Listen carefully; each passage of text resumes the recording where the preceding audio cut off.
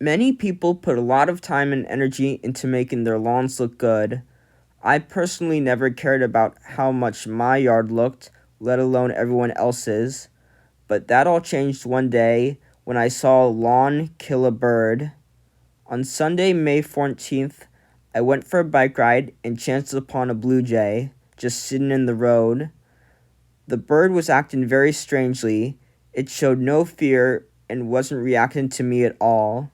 It was also surrounded by bugs that it had presumably just thrown up. Then the bird began to convulse and writhe before its body sprawled across the street and the jay stopped breathing. I did some research, and from the food the jay had likely thrown up and its erratic behavior, I came to the conclusion that its death was caused by pesticide poisoning. People spray chemicals to kill insects, rodents, and other animals they deem problematic, but in doing so, people are only creating problems for birds across the world. And this is not a new problem.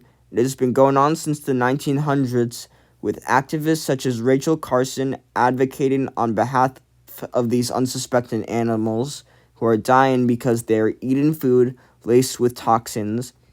While the toxins may not be inherently harmful in small doses, animals like blue jays who eat lots of animals will end up accumulating lots of toxins in the body because all the insects they eat have themselves ingested enough poison that eating enough of them will cause damage. Animals at the top of the food chain don't just refer to itty-bitty songbirds. They refer to animals like hawks and eagles who are harmed significantly by the chemicals we apply.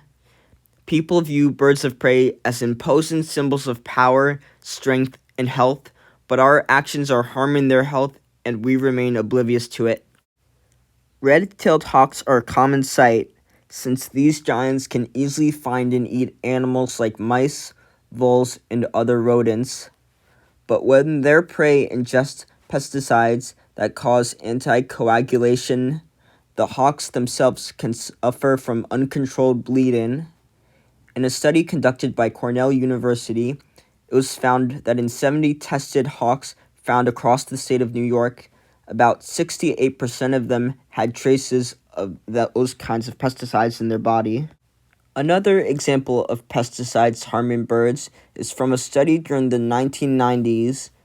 The Swainson's hawk, also known as the grasshopper hawk, for its habit of preying on insects, was facing a severe drop in population, with over 35,000 documented corpses of the species being scattered throughout the hawk's wintering territory in Argentina. The birds tested positive for the chemicals local farmers used to protect their crops from grasshoppers, but when the insects died from the chemicals, they became easy meals for the hawks, which meant that the hawks were slowly concentrating that same poison in their bodies. The pesticide in question was banned from public use, but if today's pesticides are still dangerous enough that they require warnings, then why are we still using them?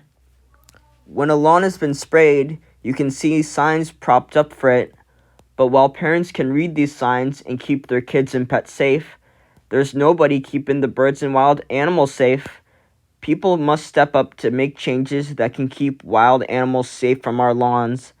The early bird catches the worm, but that bird will also probably be the first one to die when he comes to get an easy meal from the poison bugs littered across the lawn like it's a minefield.